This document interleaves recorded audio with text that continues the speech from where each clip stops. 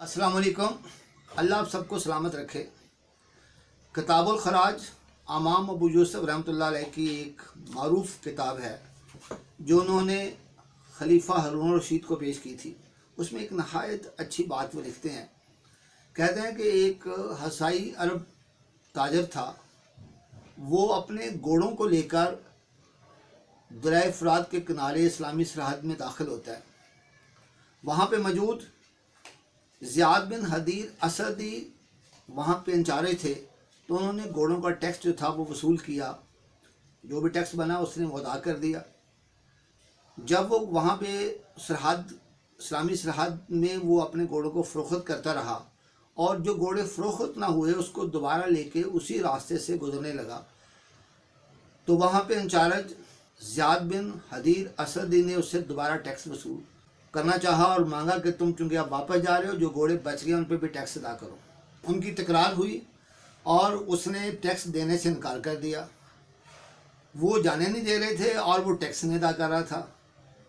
लिहाजा वो जो अरब ताजर था, बनी तगलब कबीले से उसका ताल्लुक था, वो सीधा दरिया फुरात से मदीने की तरफ चल पड़ा। उसने वो घोड़े जो थे अपने गुलामों के हवाले किए और शिकायत लेके वो मदीने आया।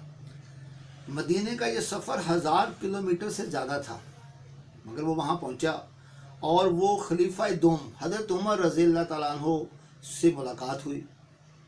मुलाकात के दौरान उसने अपना माजरा सुनाया कि मेरे साथ ये वाली गुफ्तगू जो थी वो सारी सुना दी कि मैं टैक्स अदा करके दाखिल हुआ था, वापसी पे जो फ़रोख्त घोड़े नहीं हुए उस पर दोबारा टैक्स मांगा जा रहा है।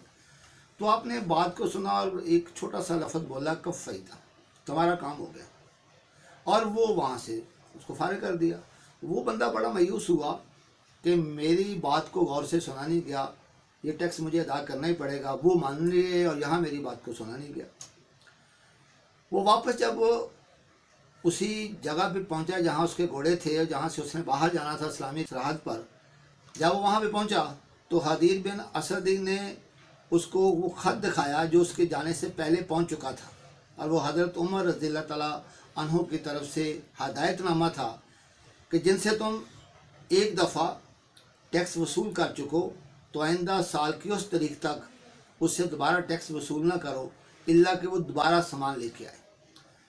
वो शख्स ने जब ये बात सुनी तो वो बोल उठा कि मैं तो वहाँ से निकला था कि अब मुझे टैक्स हर सूरत में अदा करना पड़ेगा, और मेरे आने से पहले ये हदायतनामा इधर आ चुका है, तो मैं अपने इस दीन हसायत से बेजार हूँ, इसको छोड़ रहा हूँ, और आज मैं उस शख्स के दीन पर हूँ जिसने ये ख़त लिखा है, और वो हसायत को छोड़ के मुसलमान हो गया। अज़ीज़ान ग्रामी कदर, इस वाक़या से एक बहुत बड़ा सबक जो है वो हमारे सामने आता है कि जो लोगों को अल्लाह ताला ने एक बड़ा ओहदा अता किया है और लोग अपने मसाइल, तकालीफ और शिकायत लेके उसके पास आते हैं, क्या उसका रिस्पॉन्स लेवल कितना आला है?